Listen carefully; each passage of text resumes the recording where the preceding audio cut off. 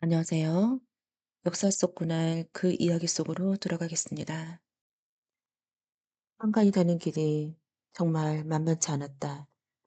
수많은 시험들을 통과해야지만 비로소 소환이 될 수 있었다.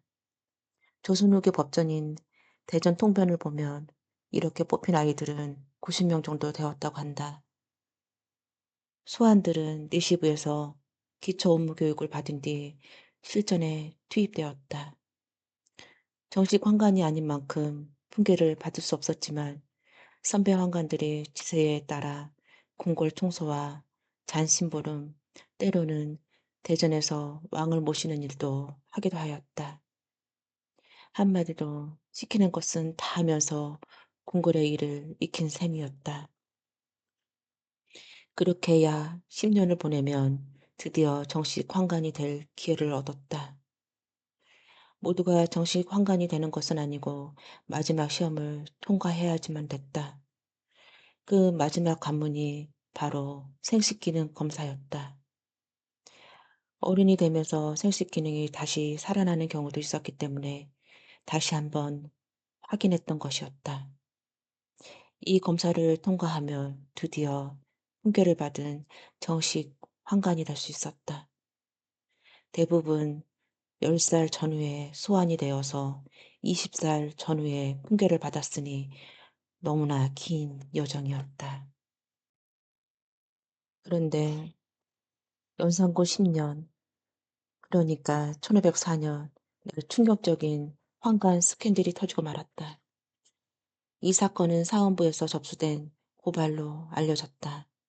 사헌부는 관리들의 비행을 규탄하고 풍속을 바로잡는 기관이었는데 한 남자가 찾아와 이렇게 구했던 것이었다. 한간이 제 아내와 간통을 저질렀습니다.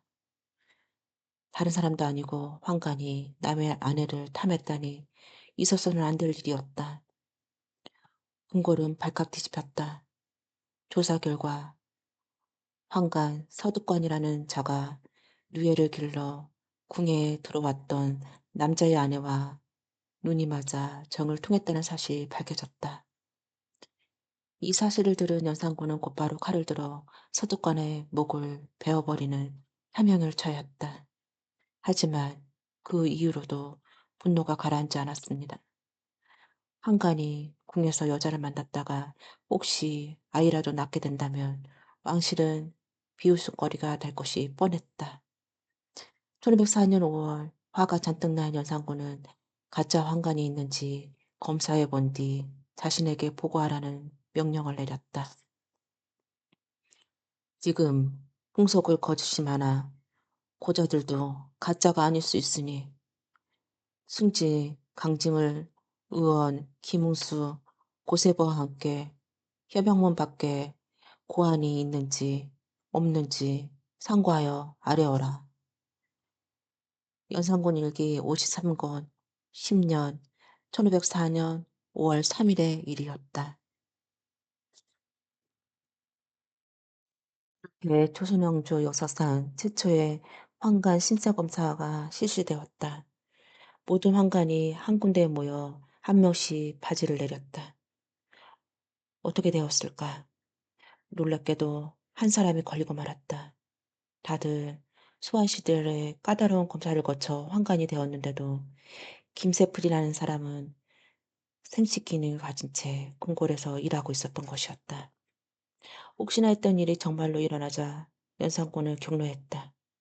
결국 김세뿐만 아니라 그의 부모, 형제까지 모두 벌을 받으며 사건은 마무리되었다. 김세플과 같이 생식 기능이 살아나는 경우도 있었고 거세했다 하더라도 기본적인 욕망까지는 없앨 수 없는 노릇이었다. 참고 숨기는 것이 궁에서 일하는 환관의 의무였지만 그렇게 하지 못하는 사람도 있었다.